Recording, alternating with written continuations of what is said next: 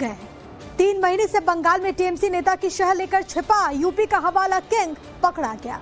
ऐसा महाठग जिसने फर्जीवाड़े के जरिए 1-2 नहीं कई 100 करोड़ रुपए का हेरफेर किया और मामूली छुरी सप्लाई करने वाला 3200 करोड़ के काले साम्राज्य का बेताज बादशाह बन गया।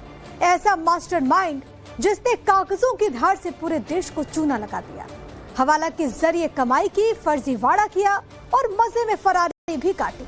लेकिन जैसे ही कोलकाता में राज बदला, वैसे इस हवाला किंग की छत्र छाया भी छिन गई। देखिए हमारी एक्सक्लूसिव रिपोर्ट।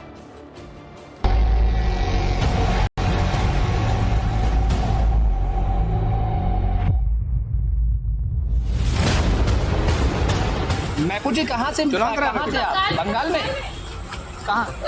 बंगाल में थे आप? बंगाल में कहाँ थे? यहाँ से थे कहाँ पे? बंगाल में कहाँ थे? कोलकाता में? कहाँ पे? किसके यहाँ? टीएमसी से जुड़े थे? हाँ तो किसके यहाँ थे अब कलकत्ता में? नेता जी क्या? ममता जी वहाँ?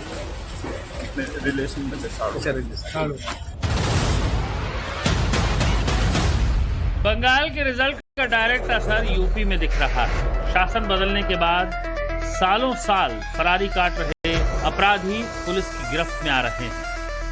बंगाल में सत्ता बदली और यूपी में हवाला किंग हत्ते चढ़ गए। हवाला 3200 करोड़ का हेरफेर करने वाला 12वीं पास महफूज अली उर्फ पप्पू छुरी कानपुर में पकड़ लिया गया। खबर है कि कोलकाता में महफूज अली टीएमसी नेता की पनाह में छिपा था और फरारी काट रहा था।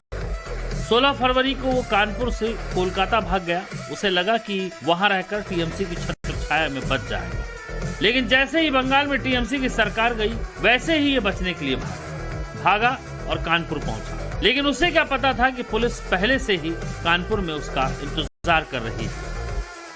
16 फरवरी को 24 लाख की लूट की जांच से शुरू हुई पड़ताल में बैंक कर्मियों की मिलीभगत और हवाला सिंडिकेट की परतें खुलती चली गईं। सूत्रों के मुताबिक महफूज लंबे समय से कोलकाता में राजनीतिक संरक्षण के बीच छिपा हुआ था, लेकिन बंगाल की बदलती सियासी हलचल के बीच कानपुर लौटते ही पुलिस के शिकंजे में महफूज फंस गया। महफूज अली ने फर्जीवाड़े का इतना बड़ा साम्राज्य कैसे खड़ा किया, उसकी पूरी कहानी आपको बताएंगे। लेकिन उससे पहले देखिए कि महफूज और पप्पू छुरी का पकड़ा जाना इतना अहम क्यों है।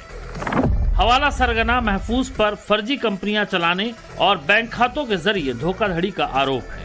उस पर 3200 करोड़ के अवैध लेन देन और जीएसटी में धोखाधड़ी का आरोप है। महफूज अली ब्लैक मनी को व्हाइट में तब्दील करता था। उसके और उसके परिवार के करीब 68 अवैध बैंक खातों का खुलासा हुआ है। और तो और हवाला के जरिए टेरर फंडिंग एंगल से भी उस पर जांच हो रही है। महफूज और उसके गुर्गों का यह अवैध साम्राज्य देश के अलग अलग इलाकों में फैला हुआ था। इसका नेटवर्क यूपी से लेकर पंजाब, हिमाचल प्रदेश, दिल्ली और पश्चिम बंगाल तक फैला था और अब इस पूरे नेटवर्क की जांच शुरू होने जा रही है। इनके परिवार के सहित 68 खातों का हम लोगों ने इनके ढूंढे। उन खातों में करीब करीब 3000 करोड़ रुपए से ज्यादा का ट्रांजैक्शन पाया गया है और इसमें जो बोगस जीएसटी फर्म बनी हुई है उनकी जांच पड़ताल की जा रही है। इनका नेटवर्क पंजाब, हिमाचल प्रदेश, दिल्ली और वेस्ट बंगाल और उत्तर प्रदेश में है। इसकी और गहनता से जांच पड़ताल की जा रही है। पुलिस के हाथ आते ही पहले तो उसने बीमारी का बहाना बनाया और अस्पताल में भर्ती हो गया, लेकिन अब उसे जेल भेज दिया गया है। पुलिस मनी लॉन्ड्रिंग, जीएसटी चोरी और टैक्स चोरी के तीनों पहलुओं पर गहराई से जांच कर रही है। हवाला का इतना बड़ा कारोबार बैंक कर्मियों के साथ मिलकर रची साजिश और अपनी शातिर बुद्धि से पप्पू छुरी ने पुलिस प्रशासन से लेकर बैंकों को चकमा दिया और मामूली सा चाकू सप्लाई करने वाला पप्पू छुरी 3200 करोड़ के संदिग्ध लेन देन का मास्टरमाइंड बन गया। कानपुर का एक इलाका है चकेरी। यहाँ का रहने वाला महफूज अली उर्फ पप्पू कभी छोटी सी परचून की दुकान चलाया करता था। इसके बाद उसने मोबाइल की दुकान खोली और बाद में टेनरी में काम करने लगा। कलकत्ता में रहने वाले अपने रिश्तेदारों के पास से चाकू, ब्लेड और छुरी लाकर कानपुर की टेनरी में सप्लाई करने लगा। इसी के बाद उसका नाम पड़ गया पप्पू छुरी। लेकिन किसी को अंदाजा नहीं था कि चाकू की धार तेज करने वाला महफूज अली एक दिन पैसों का इतना बड़ा फर्जीवाड़ा करके हवाला किंग बन जाएगा। महफूज ने अपना जाल बिछाने के लिए समाज के सबसे कमजोर तबके को निशाना बनाया। उसने फल सब्जी बेचने वालों, मजदूरों, कारपोरेटरों और कम पढ़े लिखे लोगों को टारगेट किया। वो उन्हें लालच देता कि सरकार की योजनाओं और बीमा कार्ड के जरिए उनका मुफ्त में इलाज होगा। इसी झांसे में आकर गरीब उसे अपना आधार कार्ड और दूसरे दस्तावेज सौंप देते। महफूज और पप्पू छुरी यही दस्तावेज लेकर फर्जी फर्म बनाता और बैंक में करंट अकाउंट खुलवा देता। शुरुआत में पुलिस की जांच में ये मामला 1600 करोड़ रुपए के संदिग्ध लेन देन का लगा, लेकिन जैसे जैसे इनकम टैक्स और जीएसटी की टीमें इस जांच में शामिल हुई, चौंकाने वाले आंकड़े सामने आने लगे। पता चला कि महफूज और उसके परिवार के नाम पर 12 अलग अलग बैंकों में कुल 68 खाते हैं। इन खातों के जरिए अब तक 3200 करोड़ से ज्यादा का लेन देन किया जा चुका है। ये पैसा जीएसटी चोरी, इनकम टैक्स की चोरी और हवाला के जरिए इधर उधर किया जा रहा था। इस पूरे काले साम्राज्य का पर्दाफाश भी बहुत ही दिलचस्प तरीके से हुआ। 16 फरवरी को यशोदा नगर के 2 युवकों वासिद और अरशद ने पुलिस को बताया कि उनसे 8 लाख रुपए की लूट हुई, लेकिन पूछताछ में दोनों लड़के लूट की रकम को बार बार बदलते रहे, कभी 50 लाख, कभी 25 लाख। यहीं से पुलिस को इन पर शक हुआ। जब पुलिस ने सख्ती से पूछताछ की तो पता चला कि कोई लूट नहीं हुई है। ये दोनों लड़के महफूज और पप्पू छुरी के लिए काम करते थे और दोनों ने बैंक से कुल 3 करोड़ 20 लाख रुपए निकाले और यहीं से पुलिस को शक हुआ और जांच की परतें खुलती चली गई। जो वादी द्वारा इसको छुपाया इसलिए जा रहा था क्योंकि ये भारी मात्रा में इलीगल ट्रांजैक्शन करते थे, कैश विड्रॉल करते थे। जो महफूज और पप्पू छुरी है, इसका मेन सरगना था। ये कई भोले भाले लोगों के अकाउंट खुलवाना, लोन दिलाने के नाम पर, बीमा बनाने के नाम पर ये इनके अकाउंट खुलवाते थे, फर्जी जीएसटी फॉर्म रजिस्टर कराते थे और ये चाहते थे कि ये बात पुलिस तक न पहुंचे, पुलिस इन्वेस्टिगेट न करे।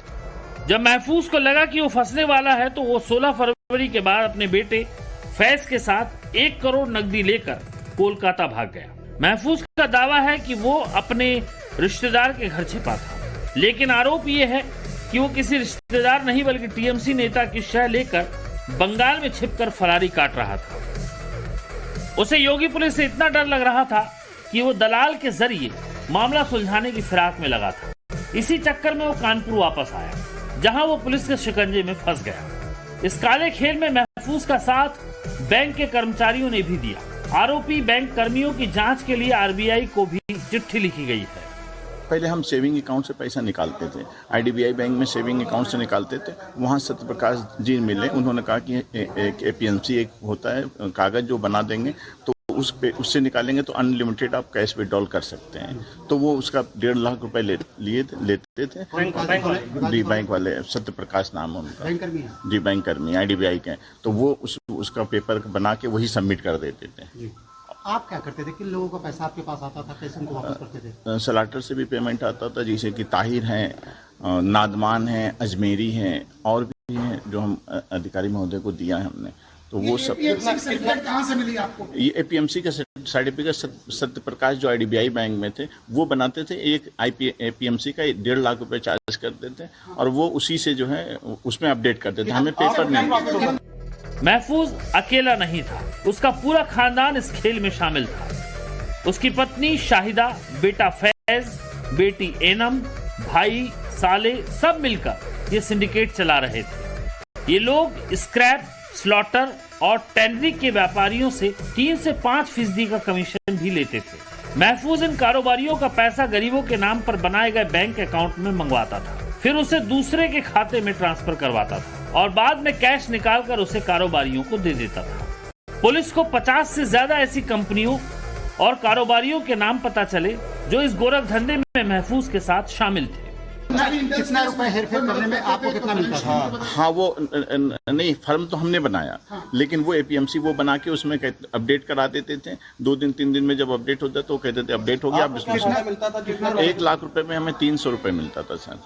1 लाख केवल 300। आप सर, आप मेरा घर देख लीजिए, अगर हम 3200 या 3600 करोड़ रुपए का होता तो सर थे।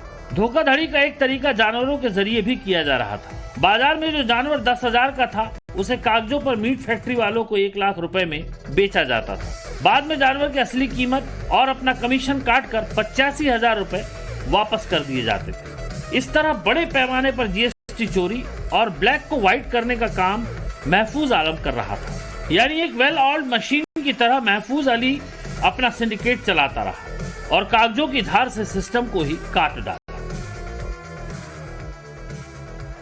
महफूज अली के इसी फर्जीवाड़े में जहां एक और उसे अपने परिवार, रिश्तेदारों और बैंक कर्मियों की मदद मिल रही थी, तो वहीं उसे कॉन्फिडेंस था कि बंगाल में रहकर उसे पॉलिटिकल बैकिंग भी मिलेगी। और एक कॉन्फिडेंस हो भी क्यों ना, 4 मई के पहले तक बंगाल में सत्ता की शय पाकर क्या कुछ चल रहा है उसकी परतें खुलनी तो अभी शुरू ही हुई है। बंगाल में कब्जे और वसूली और कानून को ताक पर रखने का जो सिंडिकेट सालों साल से चला आ रहा था, उसमें महफूज अली सिर्फ एक चेहरा था।